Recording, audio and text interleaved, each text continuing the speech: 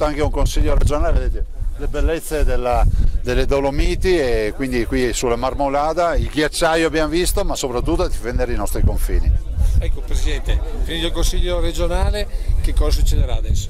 Succederà intanto che attendiamo la sentenza sul ricorso che abbiamo fatto contro la presa di posizione di Canazei nel 2017 di sconoscere l'accordo 2002, e dall'altro ovviamente portare avanti questa sfida, che vogliamo che non sia sempre meno una sfida giuridica da tribunali, che diventi un accordo come è stato fatto nel 2002, e bisogna metterci la parola fine su questa vicenda. Lei appunto nel suo intervento ha detto siamo qui per discutere, basta che però non ci siano troppi soldi in mezzo. Ma guardi, noi non siamo guerrafondai, prendiamo atto che il ghiacciaio fino al 1973 non interessava a nessuno, dopodiché il ghiacciaio è stato visto come un'opportunità, che è quella turistica e quella di business, e quindi nel 1973 viene fatto questo primo ricorso contro i confini che esistevano dal 1778, quindi dopo 204 anni se non ricordo male, e quindi io dico che torniamo indietro nel tempo, riguardiamo le carte, ok, ma si abbia anche la volontà di applicare buon senso.